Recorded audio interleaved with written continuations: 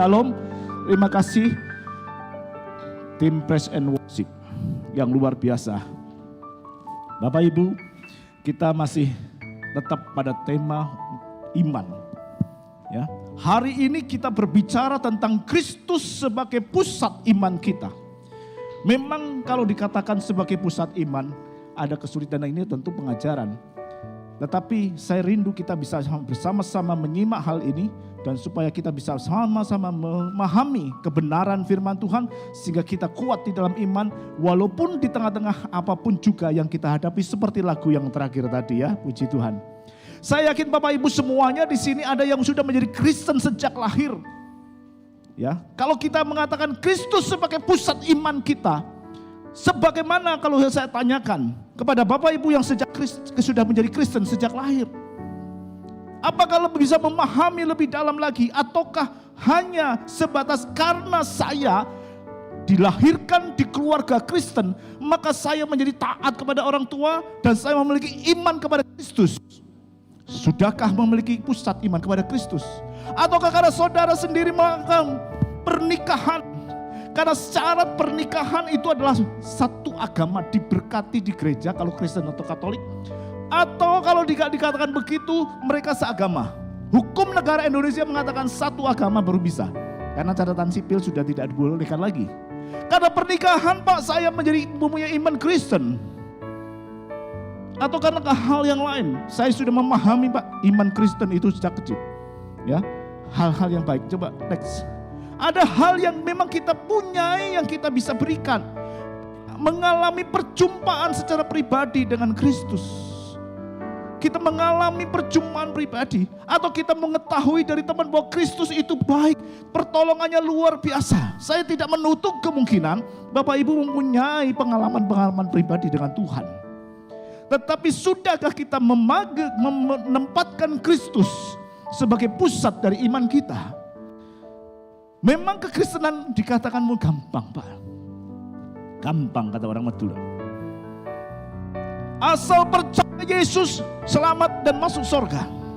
Sesederhana itukah? Sehingga sederhana itu semua kemudian menjadi susah dipahami atau menjadi sangat disepelekan. Bagi yang Bapak Ibu yang sudah menjadi Kristen sudah lama, sesederhana itukah iman Kristen kita? Asal percaya dan Alkitab menulis demikian, maka kita masuk surga. Awalnya mungkin kita bisa melakukan seperti itu, ya.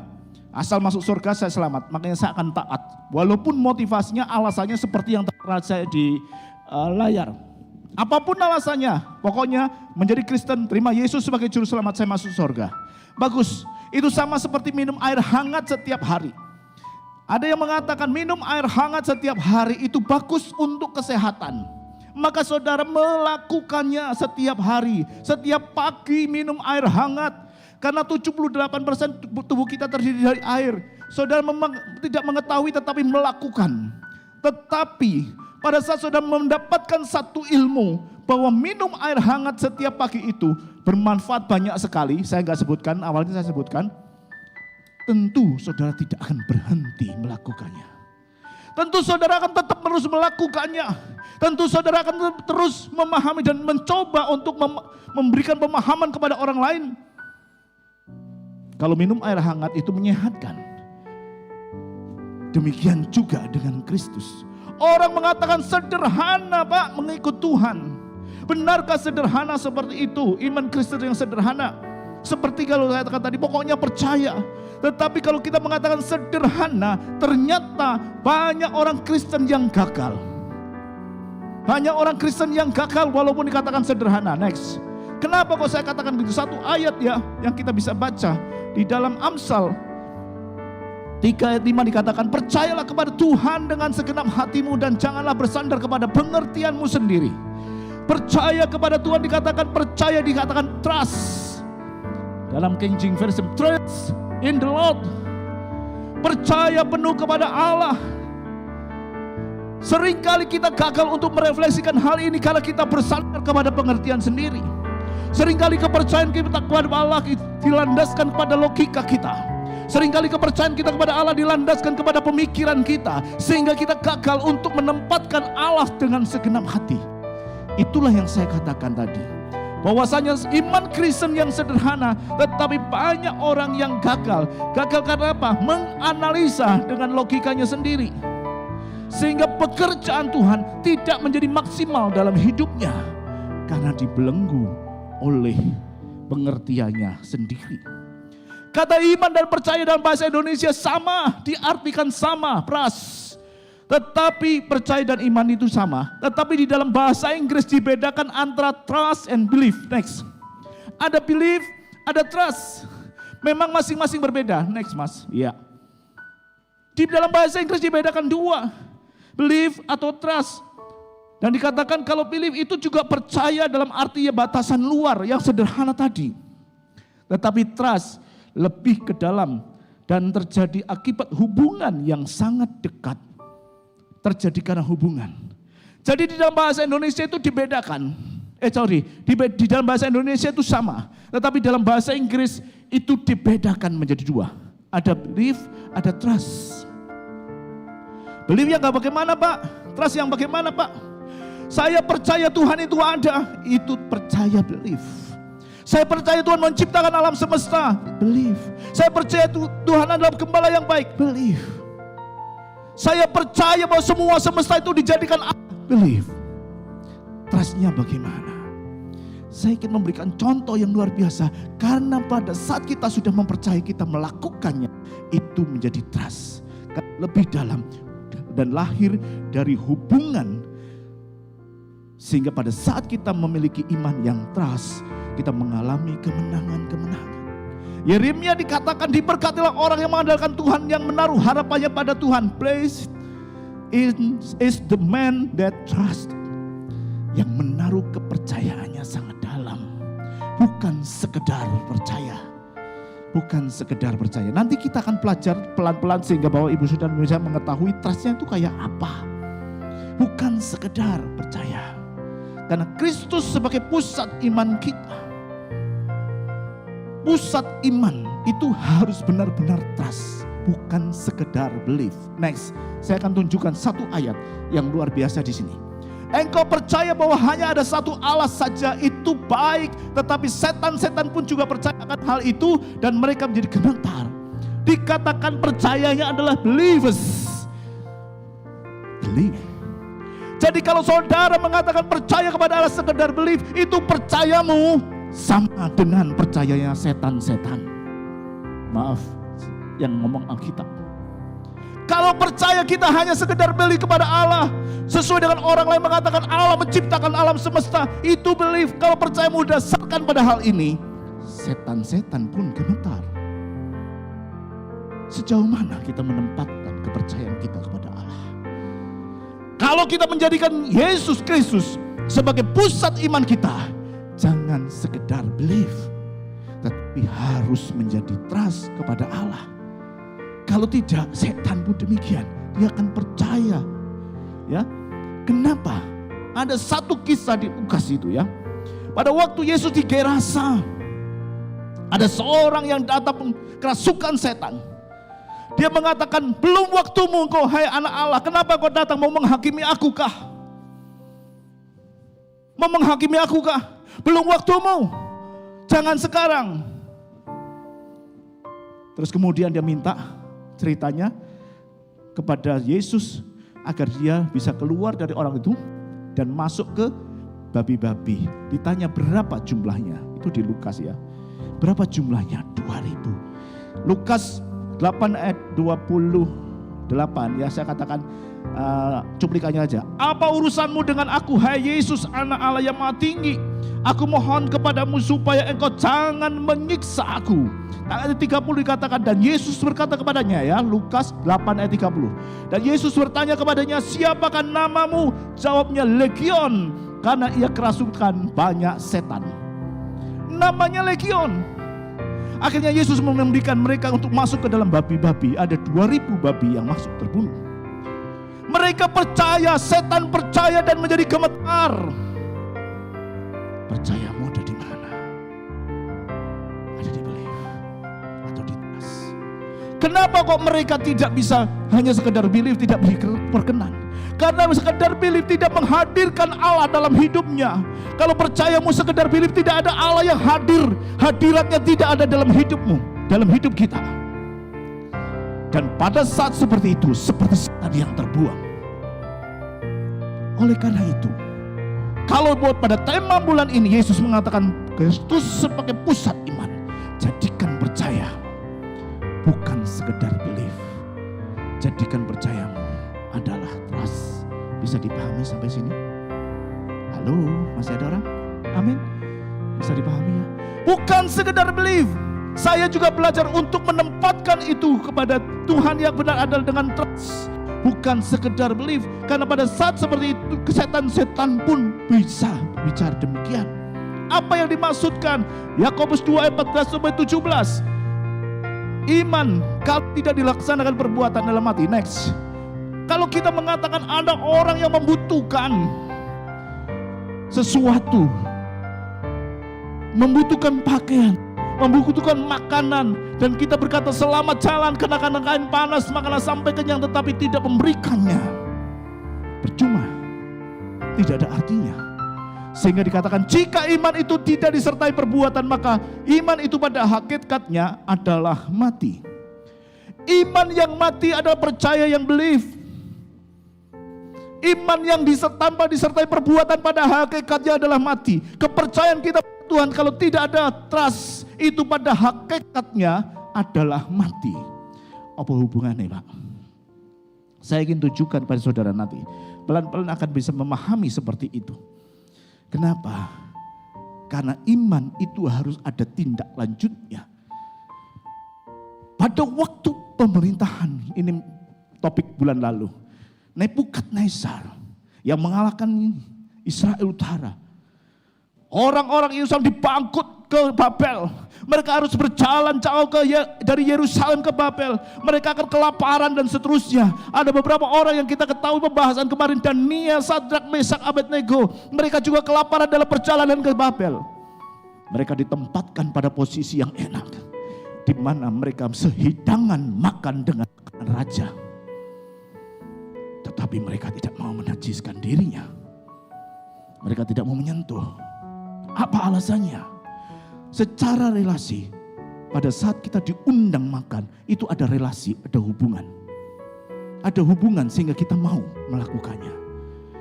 Kalau Daniel berhubungan dengan mereka, dengan raja-raja dan seluruh bangsanya, itu adalah orang-orang yang menyembah berhala. Kemudian alasan yang kedua adalah subordinat, yang memerintahkan raja, karena dikatakan di Daniel itu raja yang menyerukan makanan minuman. Jadi pada waktu mereka melakukan makan makanan raja, maka mereka berarti tunduk kepada otoritas raja. Mereka menolak. Mereka menolak karena mereka tidak mau menajiskan dirinya. Mereka menolak karena mereka tetap mau membina hubungan dengan Allah. Mereka menolak karena mereka pengen ada trust dengan Allah. Itu yang tujuan utamanya. Pada waktu Sadrak, Mesak, dan Abednego harus menyembah patung, dia mengatakan sekali-kali pun aku tidak akan menyembah patung yang Tuanku buat. Atau pada waktu Daniel harus diperhadapkan dengan undang-undang tidak boleh meminta satu permohonan selain pada raja. Kalau dilanggar maka masuk dalam gua singa. Saya tidak bahas lebih lanjut karena ini minggu lalu, 2 bulan lalu, sorry. Maka mereka tidak mau menajiskan dirinya. Mereka tetap meminta. Coba kita ada baca ayatnya enggak ya? Daniel tetap melakukan apa yang menjadi kebiasaannya. Daniel tetap melakukan. Daniel berketetapan hati untuk tidak menajiskan dirinya dengan santapan raja dan minuman raja yang tadi saya katakan. Yang kedua, Daniel demi didengar Daniel surat perintah itu tetap dibuat. Pergilah ia ke rumahnya, dalam kamar atasnya ada tingkap-tingkap yang terbuka ke arah Yerusalem. 3 kali sehari ia berlutut berdoa serta memuji Allahnya seperti yang biasa dilakukan. Inilah yang saya maksudkan dengan percaya yang sampai kepada level trust. Iman disertai dengan perbuatan. Karena iman yang tidak disertai dengan perbuatan pada hakikatnya mati. Itu percaya sekedar belief. Saya percaya kepada Allah akan menyelamatkan saya, tapi dia tidak melakukan. Tetap menyembah pada dewanya Baal. Saya percaya bahwa Allah akan menyelamatkan. Mereka tetap memohon kepada Nebukadnezar. Mereka tidak lakukan. Bahkan santapan raja pun mereka enggak sentuh. Artinya apa? Mereka tidak mau relasi. Tidak mau menaruh kepercayaan hidupnya kepada raja. Mereka mau menaruh hidupnya hanya kepada Allah. Itulah yang namanya trust. Sehingga iman mereka itu iman yang disertai dengan perbuatan. Walaupun kita tahu di sini resikonya adalah kepalanya dipenggal. Resikonya adalah masuk ke gua singa. Resikonya adalah masuk ke dapur api. Tetapi mereka melakukannya. Itulah trust. Percaya sepenuhnya. Karena ada satu relasi yang tidak pernah dia ragukan lagi. Kepercayaan kepada Allah. Sekarang saya mau tanya, masuk akal enggak sih Pak? Next. Masuk akal enggak kepercayaan seperti itu? Apakah keselamatan melalui anugerah itu logis atau masuk akal? Kebanyakan agama bisa menerima bahwa setiap orang itu berdosa. Ya. Agama apapun mengatakan enggak ada manusia itu sempurna, bebas dosa, bebas kesalahan.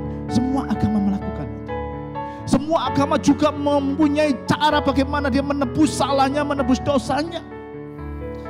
Tetapi mereka punya cara-cara tersendiri yang kita juga sendiri tidak tahu. Kita hanya tahu bagaimana jalan kita keselamatan dari Allah, anugerah Tuhan Yesus Kristus. Kemarin awal bulan Pak Gembala sudah menyampaikan bahwa perbuatan baik tidak bisa menyelamatkan. Masih ingat ya khotbahnya Pak Gembala? Apa yang bisa menyelamatkan? Hanya oleh anugerah kasih karunia Allah. Pak, di sini berarti ada dua ajaran, Pak. Ada ajaran yang mengatakan agama yang menyelamatkan dengan perbuatan baik atau tidak. Hanya oleh anugerah. Pak, kalau kamu iman Kristen itu adalah gampang. Percaya kepada Yesus maka semua selamat. Enaknya yang mana yang dipilih? Coba next. Ada cara gampang, ada cara yang sulit. Cara gampangnya adalah percaya Yesus diselamatkan. Cara yang sulit kita nggak tahu. Mereka punya cara. Apa yang sulit? Kalau kita mengatakan ada spiritual, hubungan kita dengan Allah, di sana ada ritual-ritual. Kalau kita mengatakan relasi hubungan dengan Allah, dia mengatakan ada religi.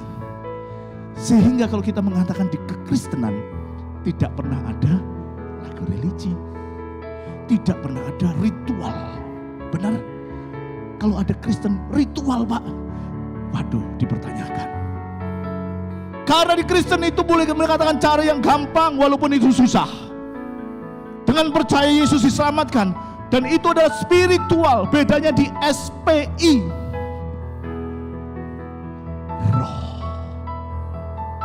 yang bersatu dengan roh Allah. Roh Allah yang menjadi manusia.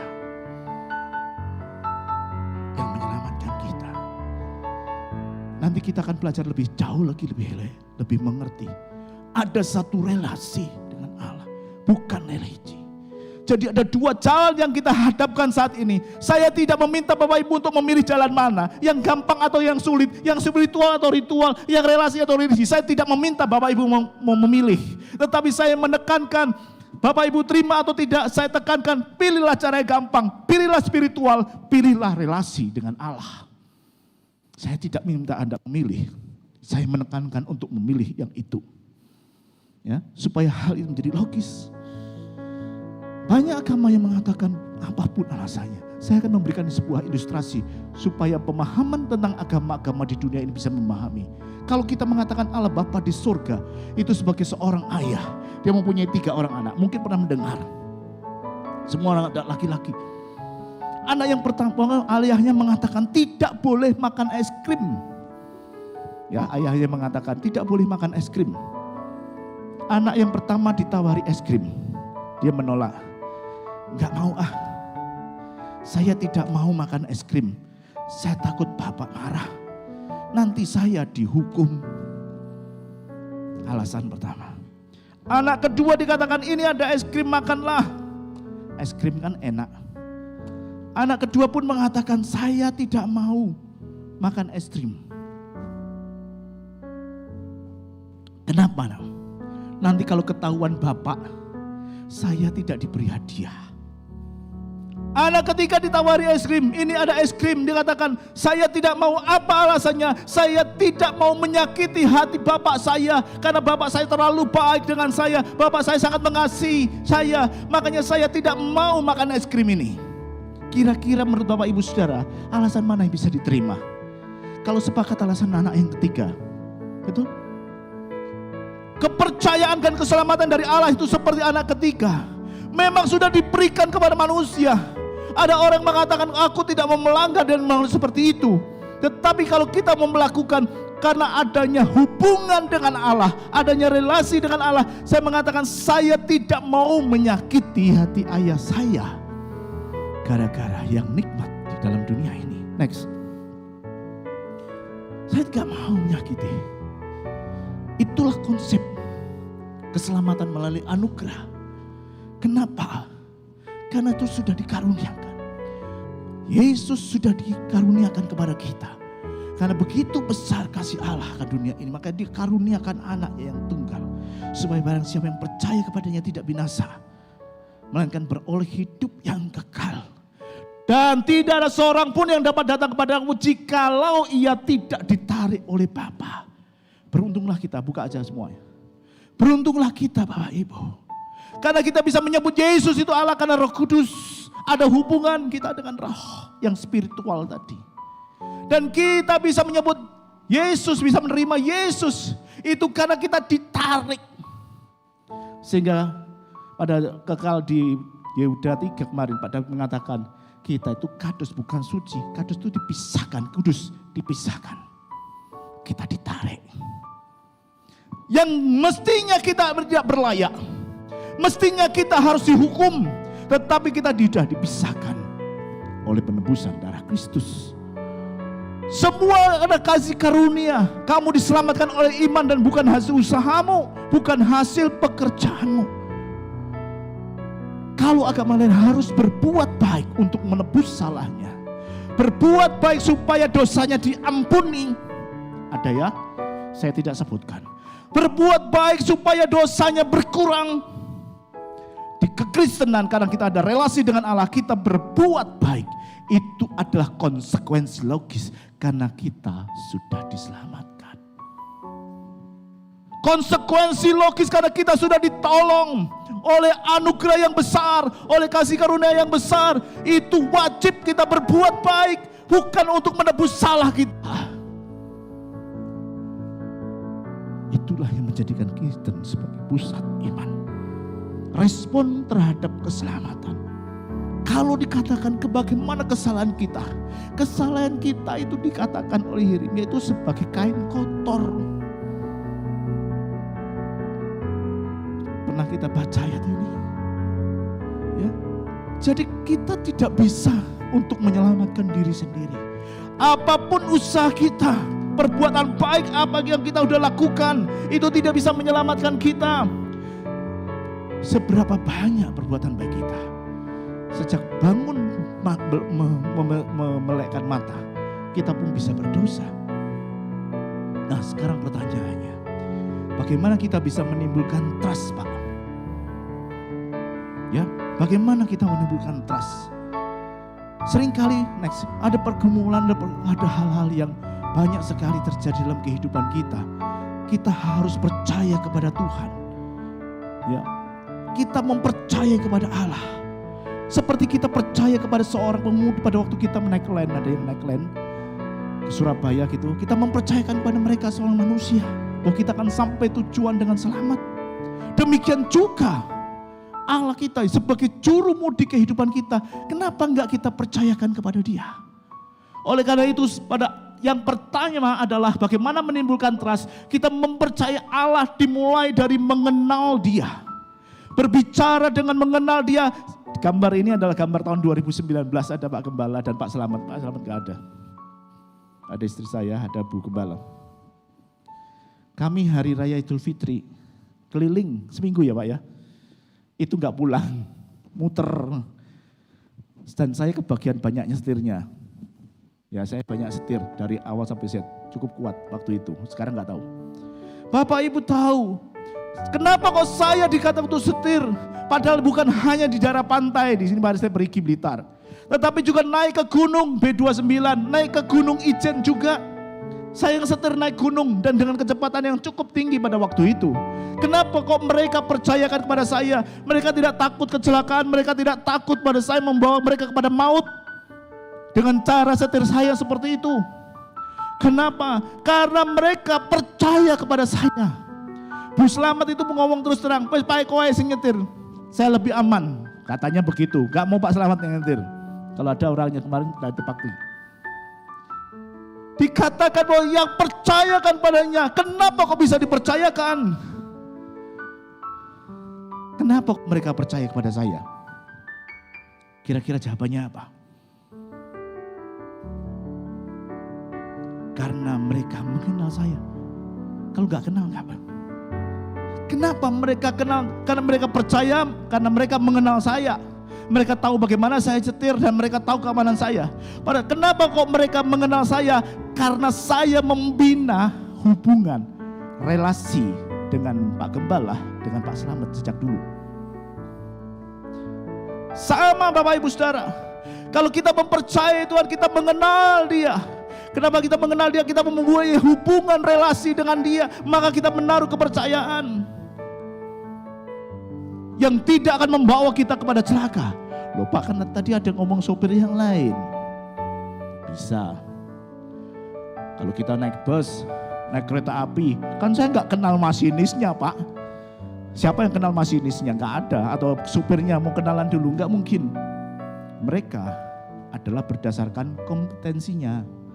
Mereka berdasarkan kompetensi yang sudah lulus, punya SIM.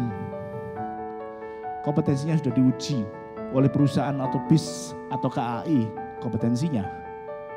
Atau kalau ke travel atas rekomendasi dari teman-teman, oh iya enak naik sini. Sama, silakan rekomendasikan bahwa Kristus menjadi pusat iman. Silakan rekomendasikan bahwa semuanya sudah ditanggung dengan Kristus. Kita yang sudah mengenal Kristus lebih dalam membangun relasi.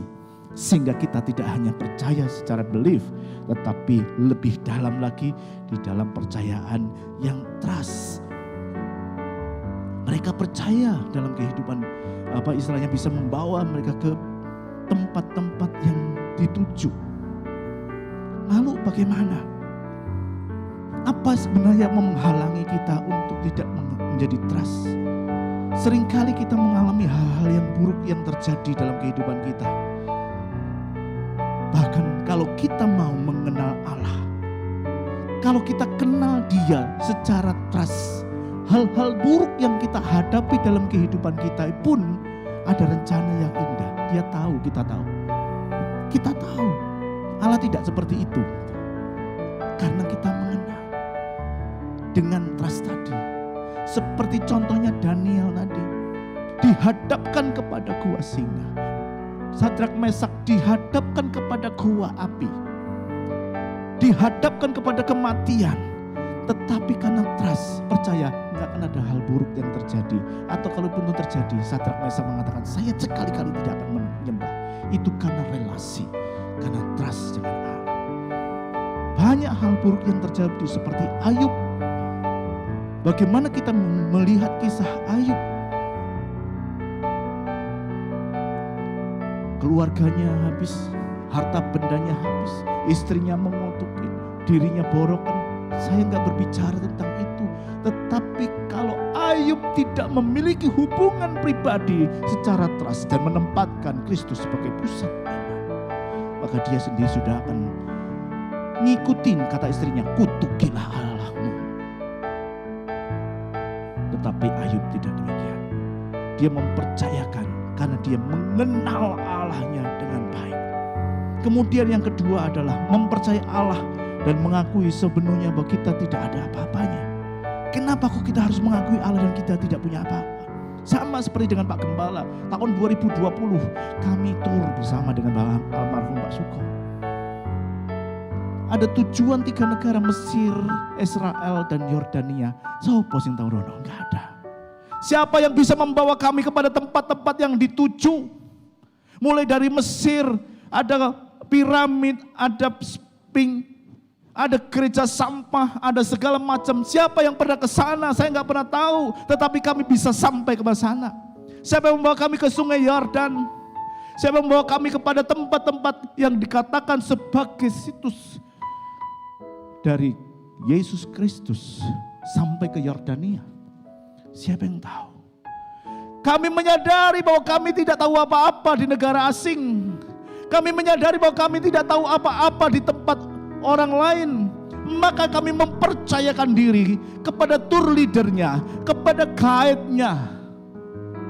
Itu yang kita lakukan. Kami mempercayai bahwa kami tidak bisa sampai ke sana. Kami mempercayai mereka bisa membawa kita ke tempat-tempat yang kita sudah mau tuju.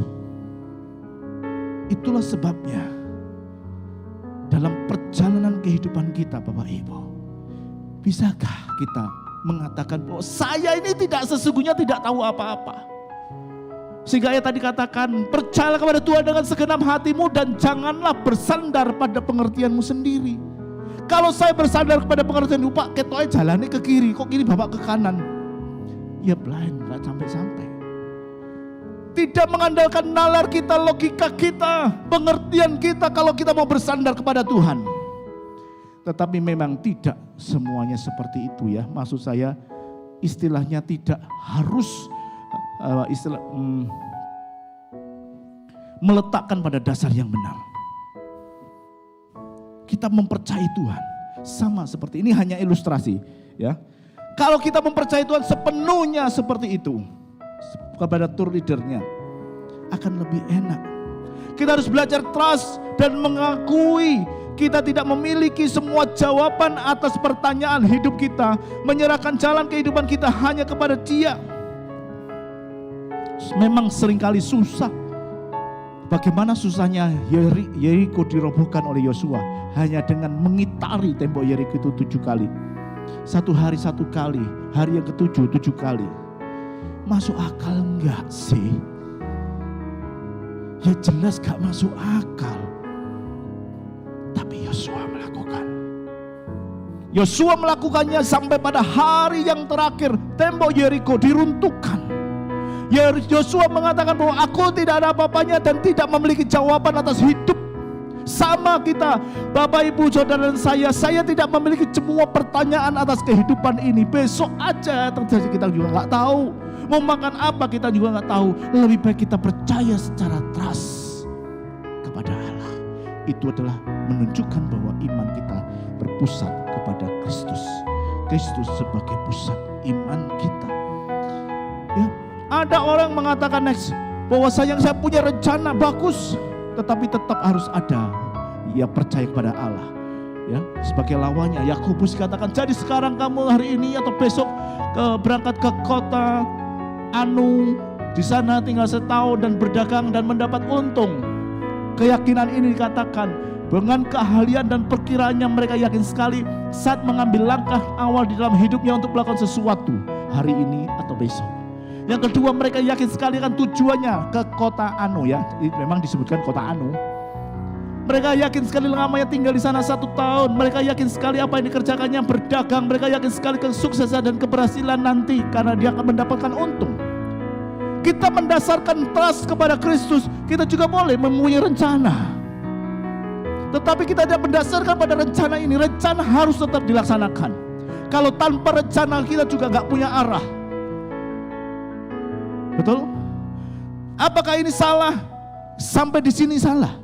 Tapi harus ada ayat berikutnya. Next, buka semua. Jadi sedang kamu tidak tahu apa yang terjadi besok. Apakah arti hidupmu? Hidupmu sama seperti uap yang sebentar saja kelihatan lalu lenyap. Sebenarnya kamu harus berkata, jika Tuhan menghendaki kami akan hidup dan berbuat ini dan itu. Trust kita kepada Allah, walaupun kita mempunyai planning, tetap mendasarkan kepercayaan kepada Allah. Planning harus. Saya orang manajemen, planning harus. Pencapaian harus. Target harus. Tetapi kita tidak gegabah. Karena apa? Kalau dikatakan apa arti hidupmu? Orang mengumpulkan harta kekayaan dengan luar biasa. Sampai lumbung-lumbungnya penuh. Hai jiwaku, bersukacitalah. Tetapi Allah katakan, apa gunanya hartamu bila nyawamu saat ini aku ambil? Apa gunanya semuanya itu? Oleh karena itu pada saat kita mempunyai rencana, mempunyai tujuan, mempunyai target, kita seharusnya mengatakan jika Tuhan menghendakinya, kami akan hidup dan berbuat ini dan itu. Berarti rencana tetap juga percaya kepada Allah. Amin. Kalau gak punya rencana, ya gak punya arah. Harus punya rencana supaya kita punya arah yang benar. Ya, karena Allah mempunyai rencana-rencana juga dalam kehidupan kita. Di Yeremia 29 ayat 11. Terhadap setiap kita pun Allah punya rencana. Kalau Allah punya rencana, kenapa kita punya rencana? Rencanakan hidupmu, rencanakan pekerjaanmu, rencanakan usahamu, target-targetmu, apa pencapaian-pencapaian itu wajib. Tetapi tetap bersandar sepenuhnya kepada Allah. Itu menjadi wajib. Jaga relasi dengan Allah supaya kita percaya sepenuhnya pada saat situasi dan kondisi tidak enak melanda seperti pada Ayub yang sampai habis-habisan. Ayub tetap menaruh kepercayaannya kepada Allah. Itu karena bukan belief, tapi trust. Next, video. Supaya kita bisa memahami lebih dalam lagi, ada 2 slide. Jadi kalau kita mengatakan Kristus sebagai pusat iman kita, itu tidak ada jalan lain bagi kita. Karena tidak ada seorang pun yang tidak bisa sampai kepada Bapa kecuali melalui Yesus. Dan tidak ada nama lain di dalam nama Tuhan. Tidak ada penebusan lain. Jadi kalau katakan perbuatan baik gak bisa. Dikatakan dalam Ibrani 10:4, tidak mungkin ada darah binatang lagi yang dikorbankan. Gak payu. Perbuatan baik juga gak payu. Yang laku adalah penebusan oleh darah Kristus. Kalau kita menjadikan pusat iman kita dengan menjalin hubungan kepada Dia. Seperti itu Bapak Ibu Saudara. Salah satu pendapat yang luar biasa. Yang terakhir. Next. Sambil worship leader maju ke depan. Saya sudah di calling ya. Ini adalah seorang Paus Anselin. Dia mengatakan begini. Kamu belum tahu, belum mempertimbangkan betapa seriusnya dosa. Dan kamu belum mempertimbangkan kemuliaan Allah. Dosa bagi kita adalah sesuatu hal yang sederhana. Karena kita adalah manusia yang berdosa. Kita tidak memiliki kesucian. Kita mudah mengampuni karena ketika orang lain salah, kita juga tidak terbebas dari salah. Ketika orang lain menyakiti hati kita, maka bukan hukum kita yang dilanggar, melainkan hukum Allah. Itulah sebabnya tidak terlalu sulit bagi kita untuk mengampuni. Gampangnya kita gampang mengampuni karena kita juga gak luput dari salah. Seringkali ya sudahlah, kita manusia sama-sama salah. Orang banyak mengetahuinya. Kita mudah mengampuni karena kita menyadari kita juga tidak sempurna. Kita mudah memaafkan karena kita tahu bahwasanya kita juga pernah salah. Tetapi dikatakan bukan halnya dengan Allah. Allah menganggap itu hal yang serius sekali. Tidak dengan Allah. Dosa adalah masalah yang sangat besar. Dengan demikian pengampunannya juga sangat besar. Tetapi Allah juga Allah yang kasih. Bagaimana bisa bertemu antara kasih Allah dan keadilan Allah? Kasih untuk mengampuni dan keadilan Allah untuk menghukum. Tidak bisa bertemu. Tetapi kita sangat berbahagia sekali bahwa dilema ini bisa diselesaikan Allah melalui pengorbanan Yesus Kristus di kayu salib. Yesus Kristus yang menghubungkan manusia dengan Allah. Yesus Kristus yang menghubungkan dirinya dengan Allah. Yesus Kristus bisa masuk ke dalam manusia dan kepada Allah. Kalau kita ingin memberikan informasi, misalnya saya ada buku bagus, tetapi kok bahasa Mandarin. Saya ingin Bapak Ibu semuanya memahami. Saya harus pelajari buku itu. Dalam bahasa Mandarin saya selesaikan. Kemudian setelah saya memahami, saya menjelaskan kepada Bapak Ibu dengan bahasa Mandarin juga, nggak ngerti. Saya harus menjelaskan ke Bapak Ibu dengan bahasa Indonesia, betul? Bisa dipahami ilustrasi ini? Jadi saya memahami, oh ini buku bagus, tapi kok bahasa Mandarin ya? Saya pelajari, saya terjemahkan bahasa Indonesia, saya mengajarkan bahasa Indonesia. Seringkali kita begitu. Demikian juga Allah. Dia ngerti bahasa surga. Apa yang Allah kehendaki. Keadilan Allah dia tahu. Kasih Allah dia tahu. Dan dia tahu ketidakberdayaan manusia. Kalau kita menjadikan Yesus Kristus sebagai pusat iman kita, dia yang menjadi pengantara kita, yang memperdamaikan Allah dengan manusia. Rugi kalau kita tidak membangun hubungan dengan Allah, membangun dengan memulai mengenalnya, membangun dengan menaruh kepercayaan kepadanya, membangun dengan membangun relasi dengan dia, sehingga apapun kondisi kita tetap percaya tidak ada sesuatu yang buruk yang Tuhan rancangkan dalam hidup kita. Amin. Amin. Mari kita bangkit berdiri. Bapak Ibu Saudara, ketika kita menjadikan Kristus sebagai pusat iman, kita tidak boleh sekedar percaya kepada Tuhan. Percaya bahwa Tuhan itu ada. Percaya bahwa Tuhan sanggup melakukan semua. Itu baik. Percaya bahwa alam semesta ini Allah yang menciptakan. Itu baik. Tetapi kita tahu, setan-setan pun percaya seperti itu. Kalau kita mendasarkan diri kepada kepercayaan seperti itu, berarti standar kepercayaan kita sama seperti setan. Kenapa kok setan terbuang? Karena dia tidak punya relasi dengan Allah. Karena dia tidak ada dalam satu frekuensi, gampang aja begitu. Kita umat yang sudah ditarik. Kita umat yang sudah dipilih. Karena kita bisa mengenal Kristus itu karena Roh Kudus. Dan kita sudah ditarik untuk mengenal Bapa melalui Yesus Kristus oleh Bapa sendiri. Ayatnya sudah kita baca. Kalau kita sudah dalam satu frekuensi, sudah pada track yang benar, bagian kita untuk mendekatkan diri kepada Allah, untuk mengenalnya secara pribadi, untuk mempercayainya secara pribadi, untuk bisa membangun relasi dengan dia secara pribadi. Belief kita harus kita tingkatkan menjadi trust, sehingga apapun yang terjadi dalam hidup kita, entah itu hal yang luar biasa, berkat yang luar biasa, atau harus melalui ujian seperti Ayub sekalipun, maka kita tetap menaruh harap kepada Tuhan dan meraih kemenangan-kemenangan iman dalam hidup kita. Mari kita nyanyikan pujian ini.